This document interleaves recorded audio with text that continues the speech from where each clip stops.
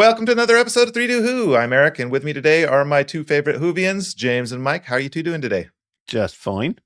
I'm suffering with English weather. But put it this way: last Saturday was 25 degrees. They predicted that today would be 9 degrees. It's actually 20 degrees. I hadn't prepared for it, and I am melting already. Yeah, we're at 9 degrees today, and I'm melting. The walk back from downtown was fast because we were a little late. And so hopefully you can't hear anything blowing me from the ground upwards. No. It's keeping me alive. Tell Alex hi for me. Sorry, children. Hello. Anyway, all right. So should we get into some Who news? Yes, because I want to ask if you know about something. I probably don't. Just because. Yeah. Well, go for it and I'll ask. Okay. So our first piece is the countdown to Doctor Who's Circuit Breaker starts now. The global multimedia platform story begins the 25th of June with the fugitive doctor, and she's at the center of it all. And I have to say, and I'll put up a picture of it here too, her new outfit is bringing Carmen Sandiego vibes. I mean, really, her and Carmen could be twins. It's really good. So I'll put that picture up now. You guys can. What's that? Interesting parentage if they are. Yeah. Well, I mean, you know how how Time Lords are. They choose sexes and colors and everything. Do they choose it, or does the TARDIS choose it for them? Well, the more talented of the Time Lords choose it. As we know, Romana had full control over her transformations. Okay, all right. Because I got the impression the doctor's that the doctor's TARDIS is like, here's your new body and here's a wardrobe. Pick something. Yes, I might blow up. So and for God's sake, don't regenerate into anything larger than what you're currently wearing. Right. Yeah, like Peter Davidson now, wearing the same outfit he was wearing back then. Oh God, I don't think it would have fit. He was much more svelte back in the day.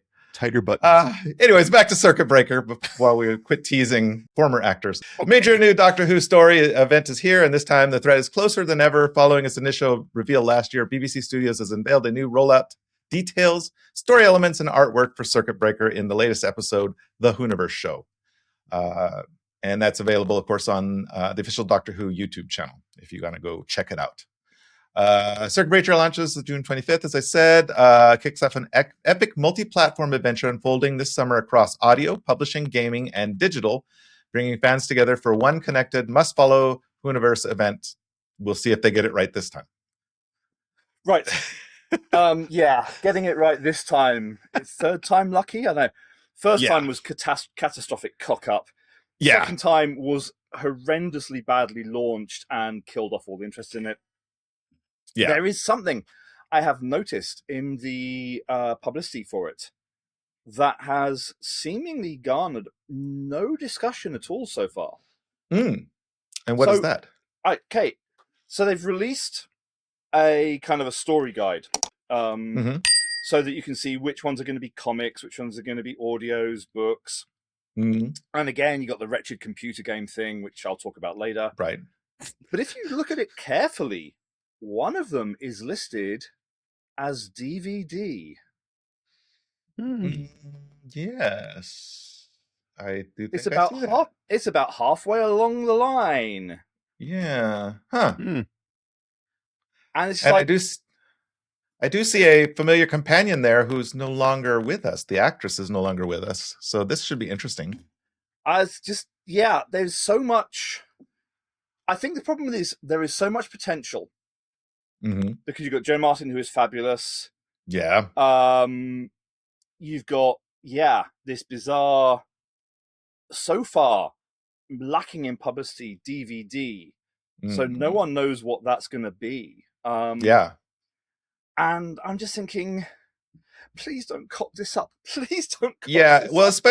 Especially since Liz Sladen's going to be in it. I really want to hope that they do her justice and don't. So is it Liz Sladen or her daughter? Well, the picture is of Liz. So if they're doing her in the audio portion, it'll probably be her daughter portraying her. Yes, but yeah, I just hope that they don't cock that part up. Yeah. So I'm going to try and ask around to see if anyone knows anything about this DVD. I suspect, as you say, launches next month. Yes, so and it's coming up very quickly. We'll actually be recording again before then, so hopefully, in the next recording, we might have some more details. Yeah. So according to their website here, the DVD is going to be the Black Archive files on Blu-ray. Oh, yeah, but so if you follow the schedule there, everything that's circled has got a little color code, and it says that's what the Blu-ray is, the green around that. So I'm wondering if that just means they're going to release a few episodes, like they did for Time Lord Victorious. Yeah. Could be. Or if they're going to try and cobble something together. I suspect it'll be past episodes. But yeah, there's a part of me that really hopes they're going to do like some new footage with Joe Martin. It would. It would be kind of awesome if that Black Archive Files thing is more a tour of the Black Archives and hold that peppering thought. in some cool stuff. Yeah, hold that thought. Okay. For about another 20 minutes. Okay. Yeah. Okay. Yes. Well, I do know the reason is because it is very close to what we're talking about today. Oh, it's even closer than you realize. Yes. Yes. Well, I kind of guess what's going on now. Right. But yeah, it looks like it might be fun. I'm hoping that they do a better job than the last one they did, which, like you said, was a total colossal mess up of epic proportions. But yeah, it looks really good. They've got a lot of stuff going out between the launch date and going all the way into September, the 24th of September. Yeah. And again, not that I'm ever cynical or anything. Never. No. But we are. You're the most optimistic person I know. But currently, as of recording, we're about 270 days away from Christmas. Yes. Getting very close. And we've had absolutely no news, no information, anything about. No. And I was doing some looking up because I'm doing another online project kind of thing. And I started looking up. And it's like, so we knew about Christopher Eccleston like a year before, and we found out all about filming it. And it's like pretty much every Doctor and every major thing was announced at least like a year ahead. And I'm just thinking, okay, June, July, August, September, October, November, 7 months. Pull your fingers out, BBC. And we don't know anything about what it's going to be. We don't even know if it's going to be Billy in this one. No. We don't know for sure.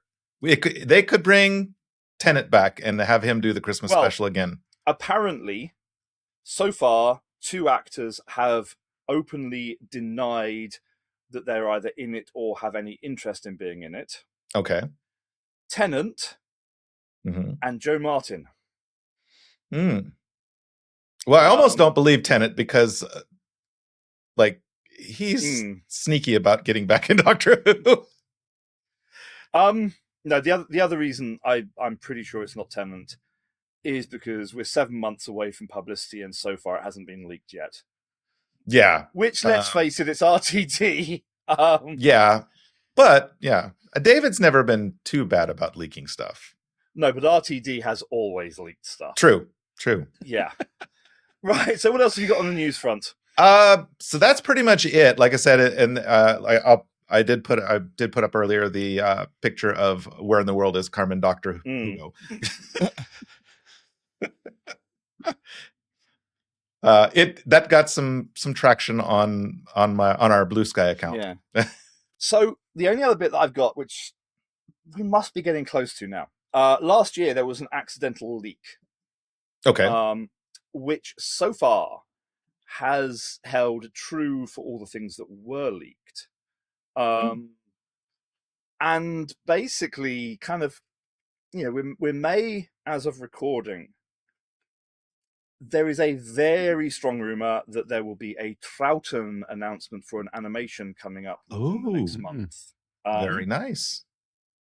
Because basically, last year, or quite a while ago now, I think it was longer than last year, a YouTube channel showed up which was basically a collection of a certain type of extra from the Blu-ray releases. Mm-hmm. And they accurately included details of Blu-rays that hadn't yet been announced. And so the only one that hadn't been announced so far and hasn't come out or anything is they said there was going to be a Troughton version of this extra released around about October time. Now, that YouTube channel has since disappeared, which is why a lot of people thought, oh, did someone put information up that they weren't supposed to? Mm-hmm. And the other rumor, which has appeared today, okay, there is some convention up north somewhere, because every bloody convention goes up north. Yeah. And allegedly... Creeper up there. Yeah. So this month is, of course, the McGanniversary. Mm-hmm. It's 30 years of Paul McGann. How the God. can it be 30 years of Paul McGann? The bastard hasn't aged a day. No, he looks fantastic. Actually, I think he looks better now than he did during the movie. I mean, basically, because he wore a wig for the movie, you could put the wig back on him and you really wouldn't notice much difference. Actually, I like him with the shorter hair, though. Yeah. I think he's really good looking. So there is a new version of the a newly restored version of the Blu-ray coming out this month to celebrate. Mm-hmm. And apparently one of the guests at the convention that's going on today accidentally let slip that permission had been granted for some archive footage for a Wilderness Years box set. Ooh, okay. Mm-hmm. Nice. So, as I say, that's still very much on the rumor list, but as the person involved would have been the person that they probably would have gone to get permission for this footage, it looks like the long-rumored Wilderness Years box is at least a step closer to being a possibility in a few years' time. Okay. Yeah, I'm kind of, with all the really fun releases coming out, I kind of wish they'd do more Pertwee. Well, there's only one Pertwee season left. Yeah. And the trouble is, that Pertwee season has got problems. Yeah. Well, they could do some, some specials with Pertwee. And I wish, though, the problem is the person I want them to play Pertwee is his son. But his son has vehemently said he will not do it because he's like, no, that's my dad. I just can't do it. Which I genuinely have a lot of respect for him saying. I do too, because he could make a lot of money at it. He looks so much like his dad. But yeah, there's only one Pertwee season that isn't out on Blu-ray. Yeah. And one of those stories, when they released it on DVD, they tried to do a clean-up job of an episode that was in very bad condition. Mm-hmm. And they had to release not only their attempt at cleaning it up, but the black and white version, because they could not clean it up well enough. Yeah, there's only so much you can do. I mean, maybe in a few years' time, they can make another shot at it and get it better. But, it's one of those things. It takes a lot of technology and time.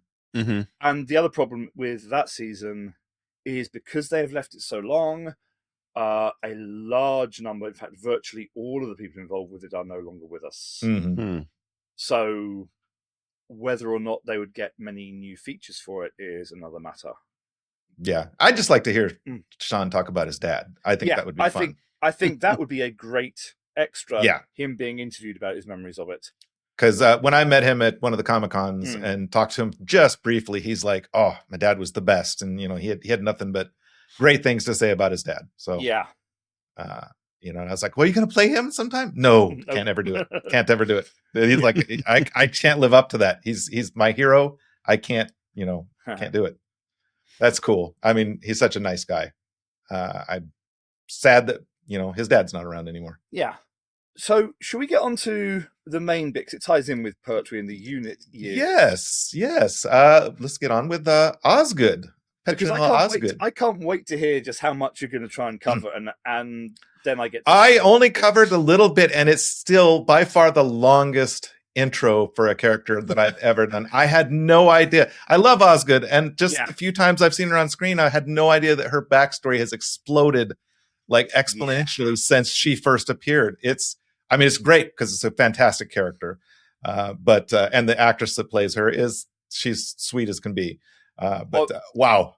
all I can say about the actress is that there is a certain meme of a hamster trying to eat a banana. Yes. Her husband is about 6'6" and she's about 5 foot. Yes. And they're cute together, though. I peeked in on her Instagram, and she they are so cute together. Yeah. I just see her as that hamster every time. She does look like that hamster. Yes, very, very much so. She is so tiny. Yeah. Anyway. Anyways. Yes, Petronella Osgood is a human who worked at UNIT as a scientific advisor under Kate Stewart. She helped in thwarting a number of alien threats to Earth. In her first appearances, she sported the Fourth Doctor's scarf. The good one, not the rubbish one that was maroon and ugly.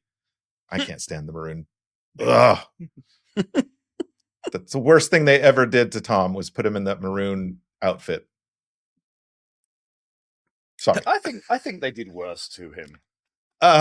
Maybe, but God, the grape doctor was just not for me. I go back and watch those episodes, and I'm like, you picked one color for his entire costume and just ran with it. It's a little bit much. Anyway, so if it was a grape when you squeezed him, did he give out a little wine? No, he drank all the wine. Yeah. Right, go with Petronella. Yes.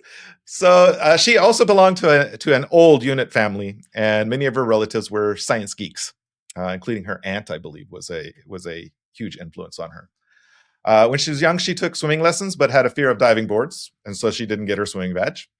She was interested in insects and wanted to pet spiders and learn about them, but ended up hiding under the stairs because she was scared of them. So it's not a great place to hide, because usually that's where the spiders hide too. Sorry, can I just clarify? There was a comma between she was interested in sex and wanted to pet spiders, isn't there? No. Insects. Oh, insects. Insects. I heard sex also. So it's like... That's my pronunciation being all messed up from learning from learning a second language. And I'm trying to figure out why spiders had anything to do with sex. Ask Seriously, Peter Parker. the Kama Sutra comes in 8 volumes because of so much exposition. I've only gotten through the first 3 pages. Right, anyway. Every time I try the one on the 3rd page, I get a cramp and we have to stop. Yeah, I saw the pictures on the web. Anyway. There's a niche for that. Yes. Osgood earned at least 1 PhD at King Henry's University in London. And after university, she was hired by the MOD, where she was mentored by Professor John Torrance, who is kind of an asshole, it turns out. But he's a well-respected asshole, I guess. Having shown promise at university and having family members connected to UNIT, Osgood was recruited by Kate Stewart, who was building a team to lead the organization with a more scientific bent than military. With a high score on her IQ test, so high that it was rejected 3 times, and a good reference from John Torrance, she was recruited into UNIT as a technician at the Gray Archive in November or December of 2011. Kate would later say that she hired Osgood because she was brilliant, and at her very first briefing in UNIT, Kate gave a 5-minute speech on duty that Osgood memorized and could recite by heart. Though accident-prone, she stubbed her toe on a dwarf star alloy and was in pain for weeks. She impressed the higher-ups at UNIT by building a universal clock out of a prototype of psychic paper and some scavenged Nestine plastic. So she's quite the tinkerer. Quite the bright little girl. Yeah. I can see why she gets along with the doctor well. Yes, because that's the kind of thing he would do. So on Christmas Eve of 2011, Osgood was attacked and wounded in the Gray Archive by several Sontarans, produced by a Sontaran cloning pod, and slowed her bleeding by tying part of a long scarf she found around her arm and wearing the rest of it around her neck. She fended off the Sontarans by improvising traps with the Archive's artifacts, including a gravity globe and a memory filter. She finally tricked the Sontaran leader, a clone of Luke Ratigan, into falling into the gravity globe, which, of course, ended the lockdown problem they had there. Kate arrived on the scene a few moments later and took her to her office, deciding then that she would reassign Osgood to report directly to her in January. So that's some pretty quick promotion right there. Mm-hmm. I mean, considering, she only started, what did we say? 2011. 2011. December. And by 2012, she was already promoted and promoting, and reporting directly to Kate. So that's she's definitely impressed some people, I guess.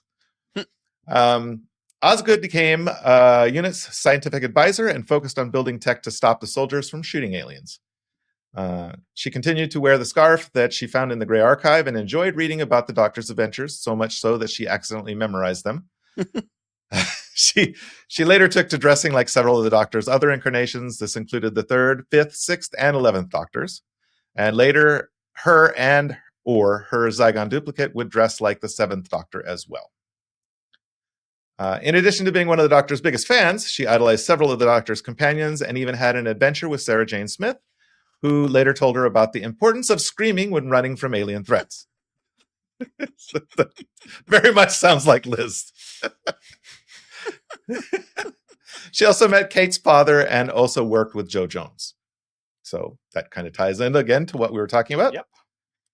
Osgood created several gadgets to help against the combative aliens, including a 360-degree headband to defeat the Silence, and took to using their image with her holographic projector to influence people.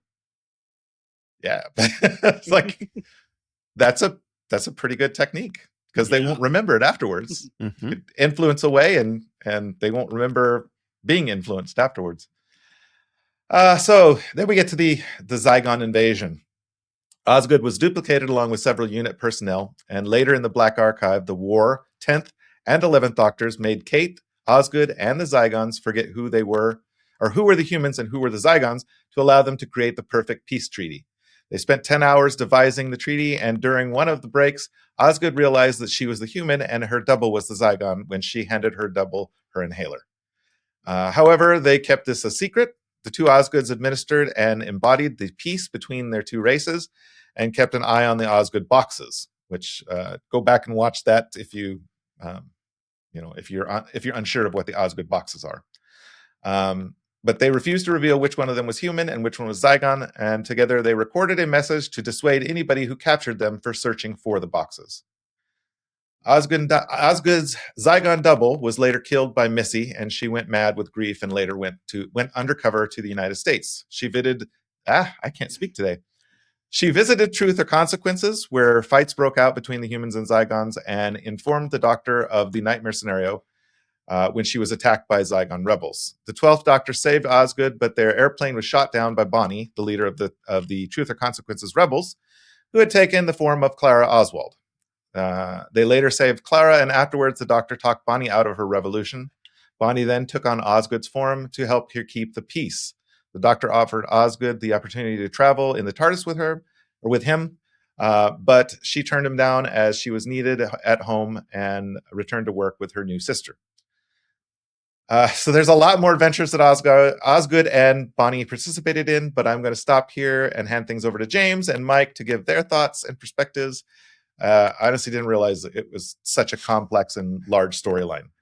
Mike, what's kind of good is by happenstance, I happened to tie it in with the new release that's coming out just after this. So, and I had no plans at all. It was just sheer luck that this happened.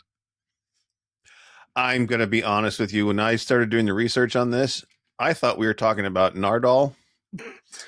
And I started doing all the research. Then I realized, wait a minute, that's the wrong character. So I had watched like 2 or 3 episodes with Nardal in it. And I was like, wait, no, this is totally wrong. So I had to go back and figure it out. Because as soon as you said Osgood, I was like, oh, I love that guy. And then I just, off I went. And then when I looked at it, I was like, no, you dummy. So I didn't delve into the expanded universe. And so I was a little curious as to why you guys were so excited about her. Because she had like maybe 20 minutes of airtime total, explaining the Osgood box, and then that was it. And then a couple of other where she ran up in different costumes, and I did like when the doctor said that she shouldn't wear the bow tie. Yeah, it's not a good look for her. It really isn't. No, all the different ones she's done, the bow tie is the worst for her. Yeah, she's just not a bow tie gal. Yeah, and the whole doubles and all other kind of stuff. I would kind of like to know how many other doubles are out there in the unit besides her. There's got to be more. Well, yeah, because there's a treaty. So yeah, so unless the treaty's broken. Right. So yeah, this is where I'm going to pick up the story, because I need to have a little rant. Okay, rant away. Okay. Yeah, and unusually, I'm going to save the Moffat bit of the rant till later. I'm going to start with a big Thingish rant. Okay. Ooh, and usually you don't rant about them so much. Yeah, because Osgood and the Expanded Universe, basically, they have done huge numbers of new unit boxes. The Kate Lethbridge Stewart, Osgood, and they have come up with a vast team of their own who work really well on audio. And they've also tied in with old units. So yeah, that was how she one of the times she met Joe Jones. She's met other unit people. And yeah, Big Finish have done some really good unit boxes. Yeah. But there is a problem. They've done some really crap ones too, apparently. No. They have only done one story that uses both Osgoods. Oh. And in none of the main unit releases is there really any indication that there is a second Osgood. And yeah, I say don't get me wrong, the stories are brilliant. They've done one with the War Master, there was one against the Silence, they've done ones against Sea Devils, Autons, all kinds of people. But every time I've listened to them, I've been sitting there thinking, I want something more about what happens when you are cloned by a Zygon. And basically, you are living essentially with your unexpected twin. Yeah. So, I'm wondering if they're not putting her double in the stories, maybe because it's a little bit too overpowered for the situation. Because it's like the Doctor goes around sonicking everything, and it gets a little old in some of those episodes. If you got like two, it's like having two MacGyvers in the same show. Because I mean, essentially, Osgood is a MacGyver character. She's super brilliant, and if you got two of them, given they've done about 10 boxes, you'd have thought that at least once or twice they could. Yeah, or at least not using the double in a crisis thing. Maybe using it in more of a personal story bit. What it's like to live with your And how many of those episodes did she use the inhaler? Because if she didn't use the inhaler during the episode, then that's the Zygon. I don't think they put an asthma inhaler sound effect in many of the episodes. I would have to go back and listen to all of them. Because the reason I wanted them to do something with it is because in the 8th Doctor books, one of the Doctor's companions essentially was killed, cloned, and had an existential crisis about whether or not him being a clone of himself made him any less of a real... But was he cloned out of like a cloning vat type situation, or cloned by a Zygon? Oh god, it's really complicated with this one. I mean, it's like by a Zygon, they're an individual person that just takes on the traits of another person. So there's still a whole individual there. I say this character fits. It is a mind-blowingly difficult situation involving all kinds of weird stuff that, seriously, I don't even think 20 years after the books came out I've ever got my head around. Okay. I can see why it'd be kind of existential crisis. At least in the books, this particular character does occasionally have to stop and think, am I actually a real person? Are my Mm. feelings real, or are they based on distorted memories of what my original body would have thought? It's basically kind of like, the whole AI thing that we've Well, got and there these was a whole days. Star Trek. There was a whole Star Mm. Trek book with a character who was very anti-transport. I can't remember the book now. I read it a long time back, but essentially, transporters are death machines. They basically kill you, break you down, and rebuild you at a different location. Probably like the best one of those type of scenarios I've ever seen is the movie Moon. With I'm forgetting the guy's name. I think it's Sam something. Fantastic movie. He thinks he's getting to leave, and it turns out he's not getting to leave because he's just going to be killed and replaced by a clone of himself. So, over and over and over and over.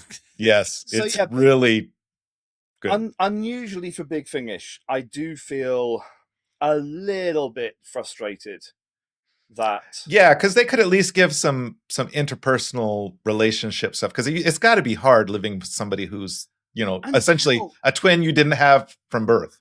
And also, it would be great just for some comic interludes. Oh yeah. I mean, there was so much possibility. There is a new unit box set that's just come out, but it's not purely the Lethbridge Stewart era. It's a mix of different eras. But yeah, one story that wasn't actually even in a unit box. It was in one of the other boxes that they did. Yeah. And then, as I say, I mean, I know on TV, Moffat couldn't really kind of go into psychological stuff and everything. Yeah. He didn't have a lot of time. But yeah, as I said, when it happened on TV, I started getting flashbacks to the Eighth Doctor books and the kind of like the whole "who's the real thing," So I didn't think it was a brilliantly original idea at first, but yeah, the character is fantastic.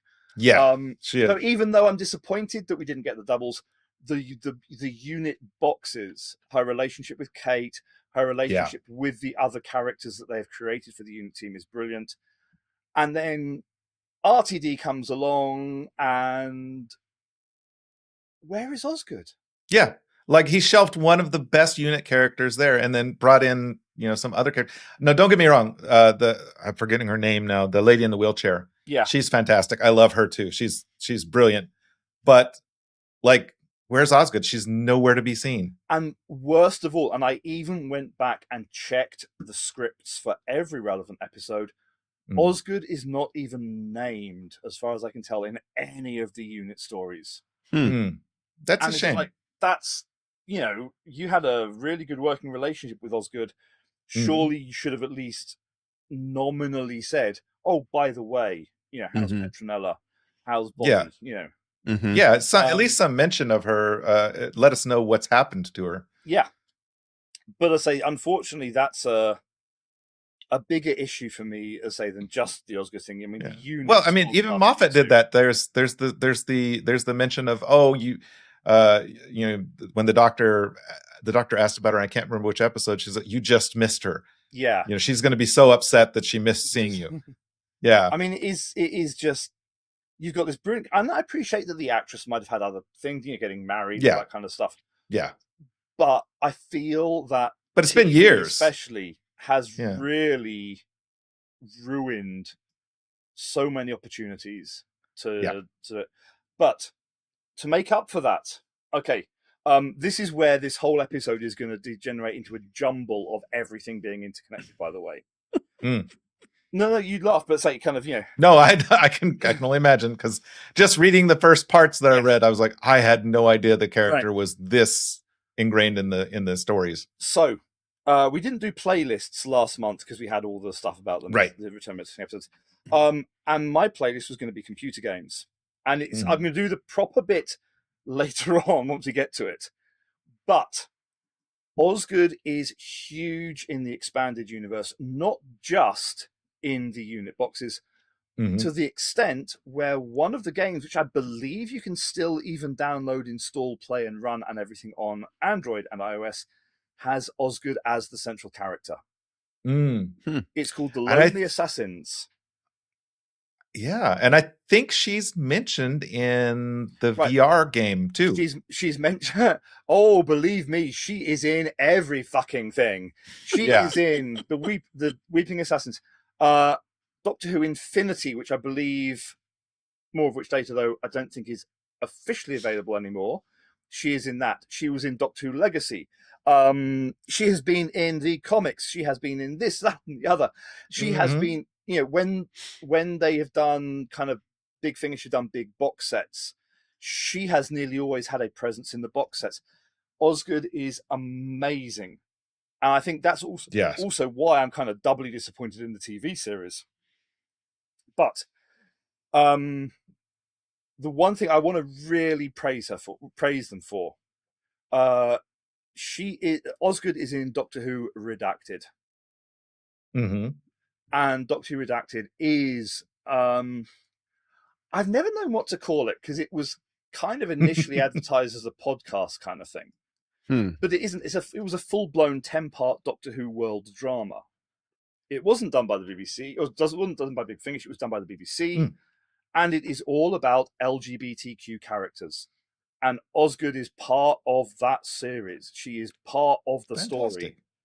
And, when you've got a character that can front a major computer game, that can appear in minority dramas, that can appear in huge Big Finish ranges, that can guest in, Big Finish stories outside of Unit, and feel natural in every single thing that the character is in, that is the kind of, the mark of a good character for me. And that's really kind of...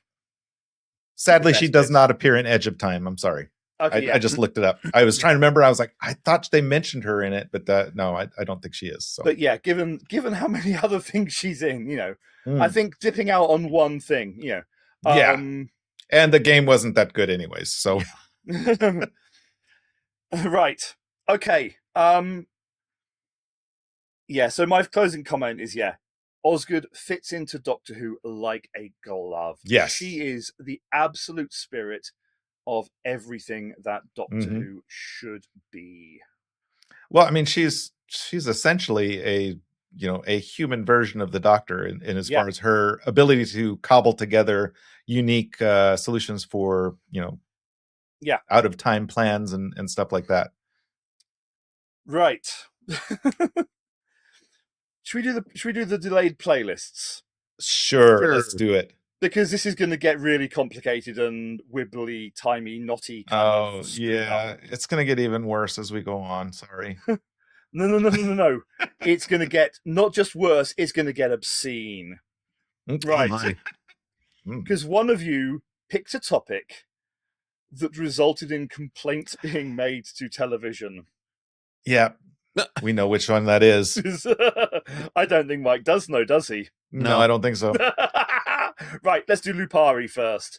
Yes. Probably because they're in the Flux, which was 2021, I think it was, and then we had the specials in 2022, and there's COVID and everything going on. Big Finish only got the license to do Jodie era stuff, very recently, sort of thing. So there isn't a huge amount of Lupari kind of stories, okay? However, a great box set to get, again, this is one of the things that Big Finish does very well, is they find ways to bring fans of New Who in contact with Classic Who. And the range that they do this with a lot is Classic Doctor's New Monsters. By the way, if you search for CDNM, that's way too close to certain other abbreviations in the fetish world. Yes. And I had a very confusing conversation with someone a couple of weeks ago. But anyway, Volume 5 of Classic Doctor's New Monsters is called Faithful Friends, and there is a story in there called Dying Breed. It's a 4th Doctor, Leela, and K9 story featuring the Lupari. So, it's a a great way to meet characters from Flux, but also get introduced to a truly classic Doctor, a brilliant companion, a brilliant robot dog, plus you get Miriam Margolyes as one of the voices. She was the voice of the Meep. Oh, yes. Yeah. Mm-hmm. And also Professor Sprout in the Harry Potter universe. Anyway, yeah. It's not her fault. It's not her fault. It's not any of the actors or actresses' fault about the author. Yeah. The movies are separate entirely to me from the author. But to say, because it's a box, you also get the Krillitine Feint, the Krillitine Relic, and a story featuring the monks from the 12th Doctor era. Nice. So, first off, I say it opened up a way to get into it. And we'll do the kind of the weird one first. The weird good way first. Okay. Because I only discovered this today. So basically, by the time this comes out, I will have sent Eric full information. So basically, if you look down there, pointing to the text, not anything else, I will have provided Eric with some more details. But it looks like, and this is where it gets really freakishly kind of how miraculous was this. At one of the Comic Cons, it looks like there was a virtual reality kind of unit experience. Oh. And I think I remember seeing something about that. Yeah. Some of that seems to have made its way online. To the extent where you can go to, reading off my notes, doctorwho.tv. Mm-hmm. You click on the unit badge top right of the screen. Now, you do need a BBC account to access this, but they're free to set up. And I don't think they're region locked. But basically, is this the when you go into the unit thing? Is this the one where you actually sign up to unit, like your own unit thing? Because I had to sign up for that for the War Between the Land and the Sea. This is why I say that I'm going to send you more information because send me more information. And I'll look because I've got the unit sign in from the Land and the Sea. But anyway, one of the things you can do is you can explore the Black Archive, including fun relics that have been collected, including a Lupari axe. Okay, so there is stuff online which is starting to kind of build up this world of unit again. I had a very brief look at it. There's wonderful kind of like newsletters from Kate Lethbridge Stewart. There's all kinds of stuff on there. So I thought I was going to really struggle because I didn't think there was anything for Lupari. But I found this whole wonderful interactive experience. Great. And then we get to those horrid words online. Yes. Right. Eric. As much as I love the furry community, sometimes they go a little bit too far. Not always, but a lot of times. I will be sending the YouTube link to the two of you after this. Because John Bishop, who played Dan, Carvanista's assigned human, he's a stand-up comedian. I mean, that's unfortunately why he was not in Power of the Doctor so much. It's because the rescheduled dates due to everything going on in the global world conflicted with his stand-up tour, so he had to kind of take But basically, John Bishop, not only is he a stand-up comedian, he's got a huge amount of BBC TV under his belt, his own shows, everything. And in one of them, called The John Bishop Show, imaginatively, he had a guest on who was one of the actors from Lord of the Rings. Oh, nice. And they were chatting about fan art. Yes. And was it Rule 63? I'm gonna just. Is it Rule 63? If there is art of it, there's sex art of it. Oh, I don't know. Is it? I thought it was. I don't know what number it is, but anyway, it's I can't remember either. But there's the rule on the internet that if there's fan art, there's also sexual fan art. Also, by the way, for our listeners, I did just go to that website and I was able to create an account, so it's not region locked. Oh, brilliant. Perfect. Yeah. So yeah, they brought up some of the fan art of this Lord of the Rings actor. Yes. And then they brought up some fan art of Dan and Carvanista. Okay. And then they brought up some fan art of Dan and Carvanista hugging. Okay. Yes.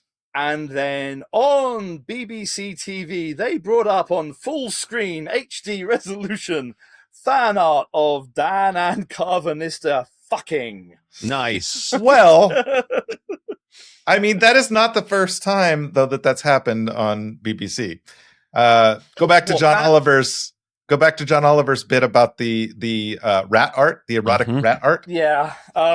They're like selling this at an auction, at a charity auction on TV, and they're like, "Oh, it's two rats having a bath, or it's two rats enjoying some downtime together," and there's a bottle of lube in the corner.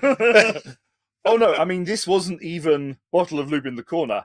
This was full blown I will. So was the ones on the auction. At least rats are the same species as each other. Well, true. Oh, true. Yeah. So yeah, I will send you a YouTube link.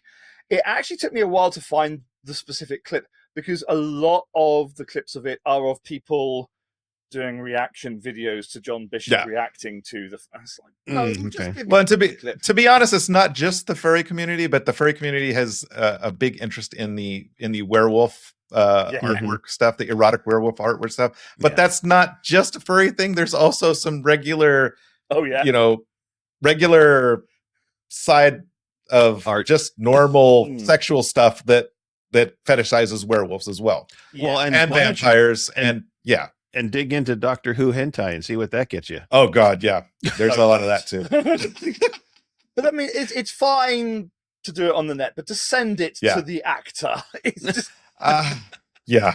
Unless they ask you for that, don't send stuff to actors like that, please. Public service announcement time here. But yeah, I want to say about John Bishop though, to sit on your own TV show and behind you knowingly bring up this artwork and be happy to comment on it. Hats off, John Bishop. That is something that took genuine kind of Comedians tend to be a bit more open about stuff like that than typically. But even so, I mean, I just watched a comedy special with Brad Williams. He's a dwarf comic.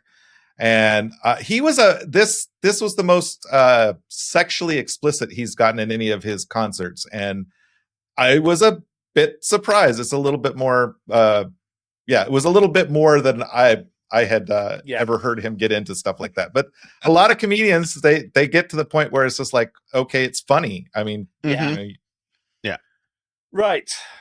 And speaking of inappropriate sexual acts, let's get on to Susan. Okay. Because let's face it, RTD screwed Susan. Yes, big time. Oh, well, and not just RTD though. It really wasn't entirely his fault, aside from he couldn't run a show. I mean, everything to do with seasons 14 and 15, or whatever the fuck we're going to end up calling them now that there's this big reboot. It was a big clusterfuck of just mismanagement, entirely just mismanagement. Some people should have been managed better. Yeah. Some people should have realized that they had a good thing going for them and not acted like a prima donna. Yeah. There's a lot of blame to point in seasons 14 and 15, and I don't think it's fair to place it entirely in RTD, but he was the showrunner, so he should take the brunt of it. So I agree. Let's look on the positive side and say that so Susan, no matter what we've had recently, Susan, Doctor's granddaughter. Okay. Yes. I mean, she's an OG. That means that the list that I was trying to narrow things down from to give you some Susan recommendations. Yeah. Seriously, I mean, you could have just said, why don't you pick some Doctor Who? That would have been easy. Yeah. Yeah. Well, she had a good run on TV. She had a very good run on TV, and then she's had a fantastic run in the expanded universe. More so than you realize. Yeah, well, I know. I looked briefly just because I was like, oh, am I setting him up for something bad? And then I was like, I kind of. Sorry. No. Actually, it's given me a chance to speak about some things I genuinely love. Okay, so I've had the first of my rants was and the Susan bit is just going to be full of love for Doctor Who. Yeah, I mean, she's a fantastic character. I mean, RTD wasn't the first one to mess up. I mean, that's why Susan left, because Carol Ann Ford wasn't happy with the way the character was developed. Yes, you know, I remember reading about that, and it's a shame because she is fantastic on screen. She had good chemistry. So, she's actually, and I need to check the dates, she's either the subject of the first or second bit of expanded universe fiction. Okay. Because going back bizarrely to last month, do you remember this? Mm-hmm. The Dalek book. There is culled from screen grabs of Doctor Who Daleks. They have woven together a whole new Susan solo story based on pictures from Doctor Who and the Daleks. Oh, wow. Fantastic. Nice. So, yeah, although the rest of the book, as I said, was very much kind of its own universe of the 60s Daleks, Susan actually ends up in her own book, own story in this. And as I said, fantastic. It's a work of genius because they've taken screen grabs or whatever they could get from the first Dalek story of Susan and told a whole new, totally different story from them. That's awesome. Yeah. And then we have the drought kind of thing of the 70s where there was very little Doctor Who Expanded Universe. And in the 80s, there wasn't a huge amount, but guess what? Susan was in the main important, now forgotten sort of bit of Expanded Universe. For the Doctor Who's 20th anniversary, the Radio Times commissioned a special souvenir magazine. And I won't say that it's a spoiler because she's in all the artwork for it. Susan features in the story. And because some people don't want to have... Sorry, this is the thing about mini rant, which is separate. The Doctor Who Blu-rays and DVDs are great for putting PDF. They put loads of PDF material on there. Right. But people don't have physical drives anymore. So trying to actually kind of, get this, having a Blu-ray drive where you can lift all of the scripts and everything off sometimes means that you have to find a friend who's got one to do it on your so the best I've found, because I had to do that just recently because of the move, I couldn't, of course, take all the hardware that I had at home. I found a really good USB-C Blu-ray drive for my computer, and I've just been using that. But yeah, the 20th anniversary is on one of the discs. I think it's the 5 Doctors box. I think it's the 20th anniversary box. But if you just want the story, sneaky subtle plug, I did it as an audio story a couple of months back on my YouTube channel. Which will be down here. YouTube, which will be down there. Look down right there. Yes. Right. Sorry. And then the 90s come along, and of course we've got the Wilderness years, and Susan. My God, there is so much. So trying to narrow it down was genuinely really challenging. Okay. Sorry, not sorry. Yeah. But it's great because, bizarrely, I can go back to something that I've recommended in the past, but I can go back to it in a different way. There was a comic strip in Doctor Who magazine, a 3-parter called Operation Proteus. Okay. It's a pre-An Unearthly Child, Doctor and Susan. And it's not the only pre-An Unearthly Child stuff, by the way. There's been a lot of it since. But without too many spoilers, it's one of 4 stories that lead up to the massive end of 7th Doctor era, start of 8th Doctor era, Threshold saga. Because, Susan not only is in Operation Proteus, but she is in Ground Zero. We just lost Mike's transmission. Mm. He'll be back in a little bit. But Susan is in Ground Zero, and yeah, Seventh Doctor versus Susan is an interesting conflict. So yeah, first recommendation is Operation Proteus. Right. I'm going to be very controversial and recommend a story that wasn't made. Oh, okay. Because it's a very famous unmade story, and I love a lot of the lost audio stuff. It's not the greatest story by any stretch of the imagination. In fact, it's also not the best Big Finish by any stretch of the imagination. Not by a very long stretch. But welcome back, Mike. There is a very, very... We had a power... Oh. Everything flickered for a minute. And I was like, oh, crap. In 1963, An Unearthly Child, followed by the Daleks, but it wasn't supposed to be followed by the Daleks. It was supposed to be followed by a story called The Masters of Luxor. Oh, nice. The script was released as a script book because it was found in an attic. And Big Finish have made it as part of their Lost Stories range, where they basically take unmade scripts and adapt them for audio. It is not the greatest because, unfortunately, they've done it as one of their kind of like three-handers, where there are three people doing all 6 episodes kind of thing. It's also not a particularly great story, but it is a fascinating, and I do mean it by the way, fascinating look at how Doctor Who could have turned out had Masters of Luxor been made, because there is so much interesting stuff in there about the TARDIS, about the characters, everything. Right. The other 2 I want to recommend, one of which is one of the Virgin Missing adventures. It's called The Sorcerer's Apprentice. Oh, fun.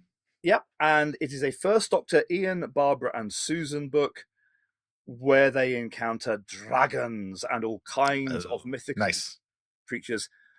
And I would, if anyone reads it, could you please genuinely, because there's something that fascinates me about the books set in other eras other than the current one. Yeah, I mean, say, at one point they encounter a huge fire-breathing dragon. Sometimes when I read it, I picture a huge CGI, really perfectly rendered HD color fire-breathing dragon. And other times my brain says, now, how would that have looked in the 60s? Like a really bad puppet. That's what I'm thinking. Probably big paper mache draped. But it's a fun book, and actually there's a a lot to recommend about it. It's a really easy read, and I just think it's a really fun one. And the other one I want to recommend is then from a few years down the line, from the past Doctor Adventure range, which was the BBC's version of The Missing Adventures, City at World's End. Oh, that sounds good. Yeah. It's about a dying civilization trying to save itself. But of course... Where does that sound familiar? Yeah. Of course, it is not quite what it seems. Big Finish, bizarrely, have done a similar story with other Doctors and Companions, but City at World's End is my favourite to take on it. Oh, okay. Right. Check it out. Okay. Computer games. So, yeah. James, meet Rabbit Hole. James has learned a lot. So, because again, in my head, I had already worked this out, and I thought, I will just check the facts. Jesus fucking Christ. Okay, I have gone down a time wormhole, basically. A time hole. Okay. Okay. But what I have discovered is that actually the vast majority of these, if you know where to look, can still be played. Okay? Excellent. Yeah. So this is going to be a bit of a longer bit than I'd originally planned, because actually so much of it is still available. Right. The first 2 that I am going to mention with a 2 secondary bits to it. Okay, we're going back to the very early days of 8-bit computing. About Oh boy. 83-ish. Okay. So, the very first one that I have found, and as far as I can tell is the first Doctor Who computer game, is imaginatively called Doctor Who: The First Adventure. Yeah. Okay, makes sense. Yes. It's got which platform? Right, I'm going to get to this. Oh, okay. Yeah. Because I'm interested. I'm like hoping that it's on the computer I'm thinking it's on. But which one do you think it's on? BBC Micro? Yes! Because if you go to bbcmicro.co.uk, you can play most of these games that I'm going to talk about for the first fantastic. bit. Yes. Yeah. So it was a neat computer. The First Adventure is a pretty crap game. It's so very... the only thing that really makes it Doctor Who is it's in 4 parts. You know? And there's a nominal bit about the TARDIS, and bizarrely, it's a quest to find the key to time. Okay. No. There is a reason why this is going to get weird. Okay. And yeah, it's basically 4 ultra basic platform type games, maze type game type things. It is nothing special, but it is notable because it's the first one. Right. In 1985, there was another official one called Doctor Who Warlord, which also is playable on bbcmicro.co.uk in the game section. Right. Now, just as I have over the years said that Doctor Who is great as a social history, and it is great as a television history because of it pioneered so many things. Right? Yeah. What I hadn't really anticipated was actually kind of following the history of computer games through Doctor Who. So, some of the very early ones were Doctor Who. So I mean, 1985, Warlord is a type-in adventure game. The predecessor of the point-and-click Monkey Island style things. Type in north, south, east, west, get, drop.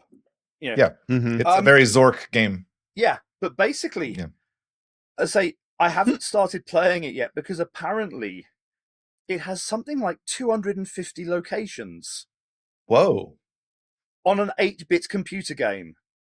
Yeah, and it's just like that's like, what? I mean, if you had the time.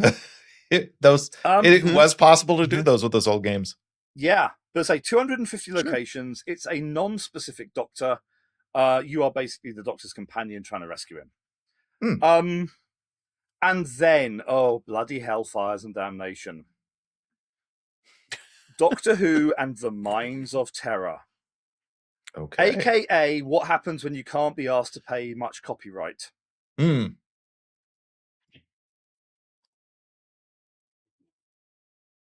Oh, I have the original tape version for the Commodore 64. Wow. Right. Wow. No. Oh, wow. Wower. So, and this is the first of my mini rant type things. So you get all kinds of stuff with it. You get a top secret mission guide, which is actually loads of pages of really dense text.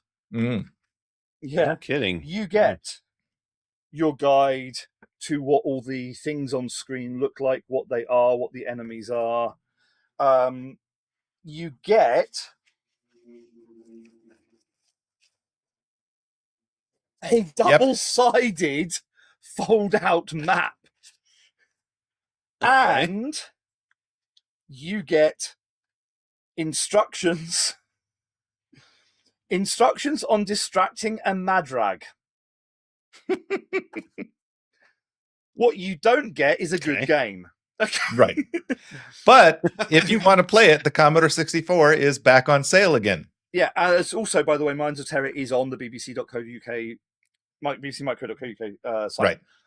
The trouble is there is also another piece of card that came with it. It is a card that you need to unlock a certain door in the game. It is your security code card, and I have lost it.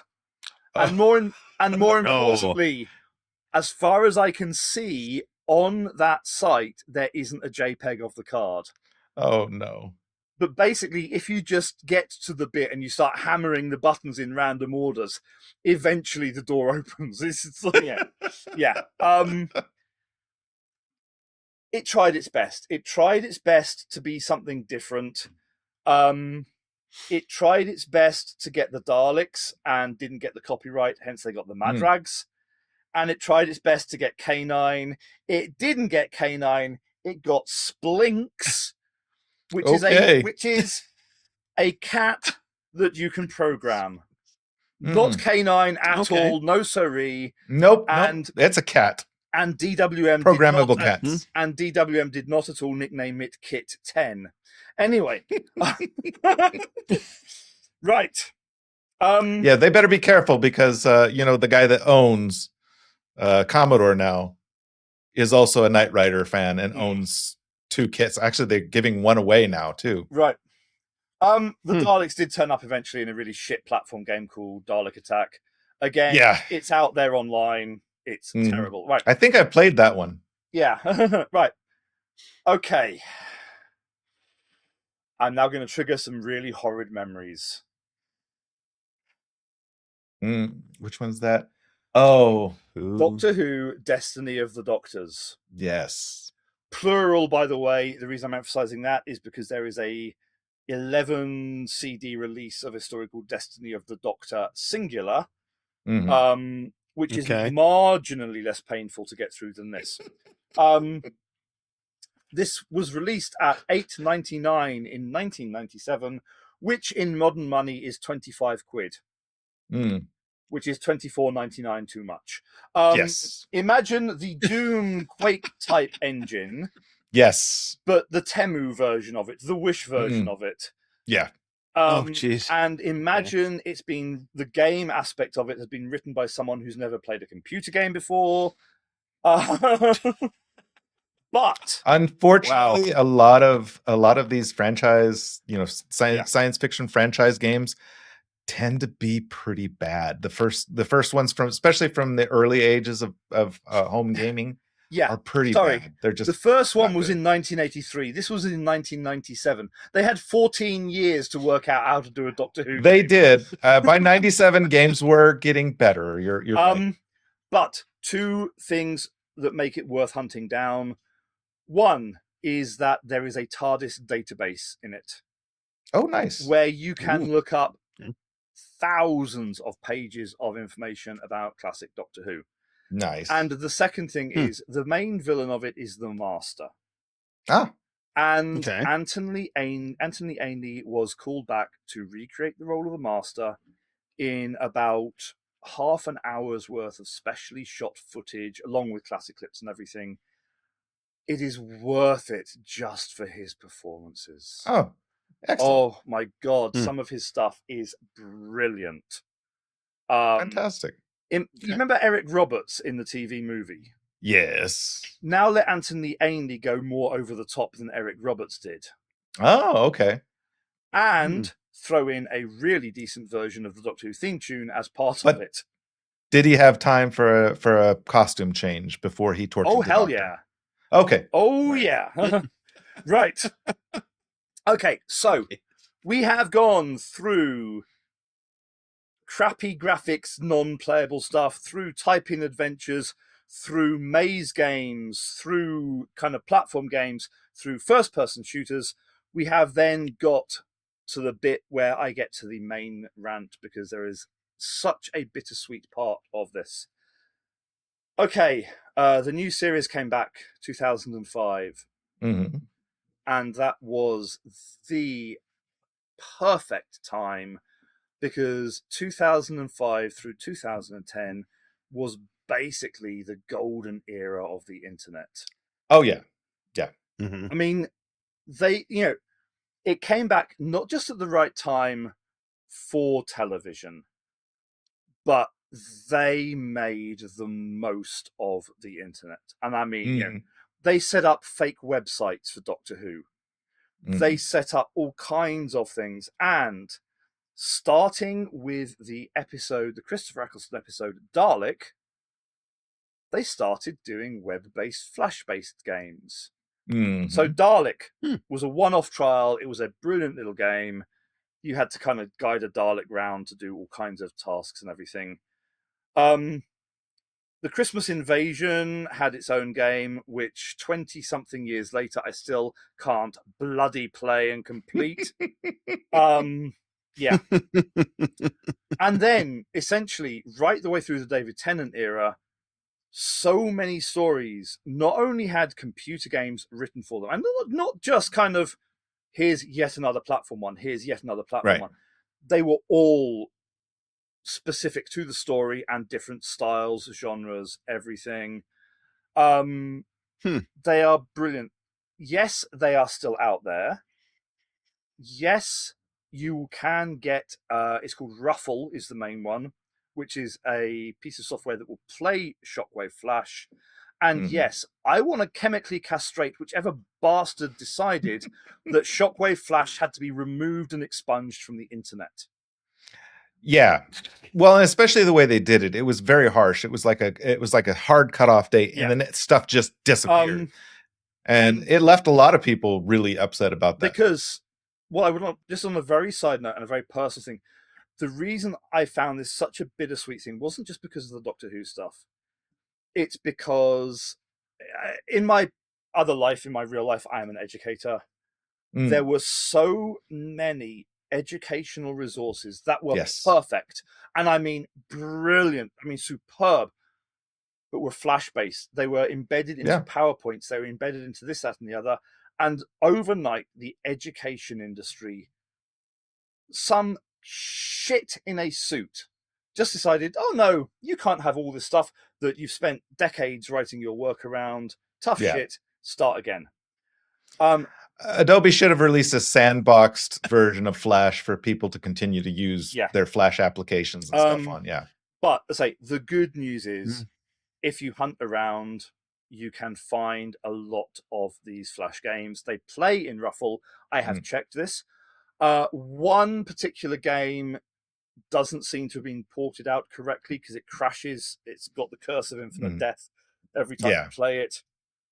Well, Flash was that way though. When if you didn't export it correctly, it was buggy. But I'm guessing that when it was on the BBC site, it worked fine because the BBC would have corrected it. And this was a golden era for games. And then the BBC thought, oh, we can't do Flash anymore. What can we do? So along with these wonderful, well, depending upon your preference for what style games you like, you've got Legacy, you've got Infinity, you've got, Weeping Assassins, in the first 2 Matt Smith seasons, they released free 3D adventures. There were 5 of them in total. 4 of them were linear. The 5th one was very much an explore and discover kind of thing. And the reason I wanted to kind of say this again, this is kind of like, they locked them. You had to have an internet connection to install them. You had to be in England. But again, thankfully, just as there are bastards out there who shut us off from Flash, there are wonderful people out there who have hacked these things, and you can now re-get the exe files to download, install, and run and play them. Yeah, the first 4, they are linear games. You watch a cutscene, you solve a puzzle. You watch a cutscene, you play a mini bit. But Moffat made it clear at the time that these weren't just games, they were actual episodes of Doctor Who. The first one, for example, which is called City of the Daleks, has 21 minutes of cutscenes. Wow. And on top of that, you then have to play the games and everything.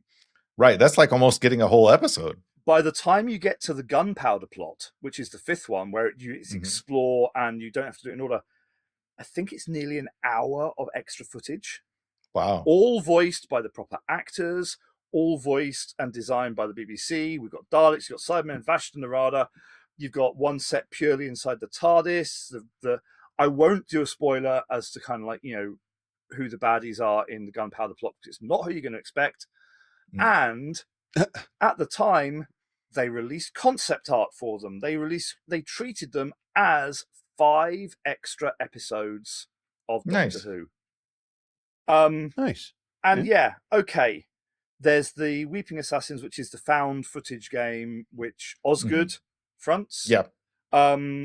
There's been, there is this seemingly alternate reality video game possibility thing. I need to look into it more because, on the Comic-Con thing, it sounded like it was a whole virtual reality experience. I don't know if there is a game attached to it or not, but the site is still active. You can register for it. You can see all the exhibitions and everything. And I just miss it. Where is the kind of, where is the extras? Yeah. The Star Beast. Can you imagine a Beep the Meep computer game? Yeah. Oh, it would have gone well. Yeah. I mean, Flux. You've got such gorgeous visuals. And let's face it, Flux, as was a lot of the 13th Doctor eras, was made during a global pandemic. They had to be so... Flux apparently was originally supposed to be 8 episodes. It had to be cut down to 6. They had to restructure it so that they didn't have more than like 3 or 4 people per scene. They had to have, but that would have been perfect to have extra material go along with. Oh, yeah. Yeah, definitely. And the one that is saddest for me, because I'm going to end on the downbeat note, I'm afraid, because I cannot find the game aspects of it anywhere. Even Torchwood had online games. You can find the cutscenes still, but finding the actual games part of it seems to be virtually impossible. What a shame. And I think this is why I wanted to end on this was like, we have no control over the internet. And without getting into the realms of politics, because I want to control people's blood pressure, I don't think the internet is guaranteed anymore. No, it's blocked off in several countries. Yeah. You can't access Western sites, and we can't access some of their sites. It is kind of sad. It used to be a wide open thing for everybody. So, an impassioned plea: if Doctor Who or any show that you like does these extra bits like webisodes, stuff like that, download them and keep them. Do not rely on them being there. Yeah, I mean, I'm watching Grimm at the moment. They've put the webisodes onto the DVDs. But I know that there is so much that we now do not have access to because the sites have been taken down. Everything has moved on. And even Internet Archive, the way back when machine, cannot give you everything. I've been looking. Yeah. If you find stuff like this if you can't download it, but you can still play it, download a copy of OBS Studio, do a screen capture of you playing through the game and save it, because someday that may be all that's left of some of these games. By complete chance, and I do mean this genuinely, the games from the Tennant era also had some cut footage associated with them. I actually managed to save it. And I have not seen these particular clips on any website whatsoever. It is just unfortunate what the content of them is. And it features one of the people on the bad list is all I will say. Gotcha. Yeah, so basically I would love to say, everyone have them, but it's like, it's awkward. It's But please.